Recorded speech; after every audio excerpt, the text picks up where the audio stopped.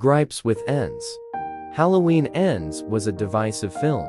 I have no doubt that the filmmakers believed that they made a film where Laurie was healing and didn't want to be dictated by fear. It hadn't felt made this boogeyman because they were afraid of Michael, and so they made Corey into a boogeyman of sorts. Here's the effect the film actually had.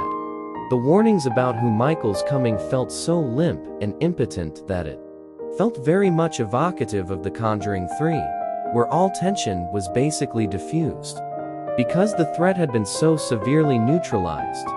You took Allison, who fit John Carpenter's definition of vulnerability when describing Laurie Strode in 1978 Halloween. That definition was to have a quality about you that an audience inherently wants to protect.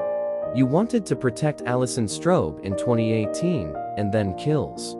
Allison said that she was all traumatized and people tried to say, oh, she wanted to help Corey and take care of him.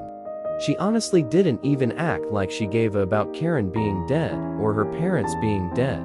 Now, a book, you know, it talked about her spending time with her parents' grave, crying. You felt the different stages of grief, and you felt like she actually gave a her parents were dead. The movie, it just felt like, no, the hots for Corey because screenwriter wants me to. Now, here's the weird thing about Halloween Ends. It's a great springboard movie. From comic book to television is a documentary on EC Comics, talking about how the tales from the Crypt comic books were later made into TV shows.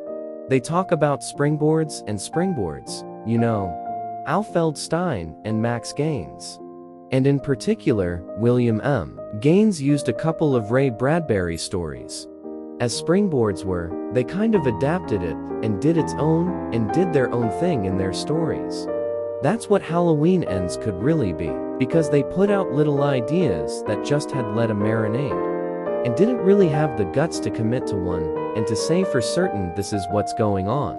Because people that use a lame excuse, well, there's got more screen time in Halloween Ends than he did in Halloween 1978. Yeah, but you felt his presence in Halloween 78 a hell of a lot more than you do in Halloween Ends. The positives of Ends. I still gave the film 7.5 overall. Before becoming a serial killer, I didn't mind this nice guy courting Allison. You know, Allison's beautiful girl. I mean, obviously. And you do want to protect her. But you do want to kill the bullies, and they get killed off.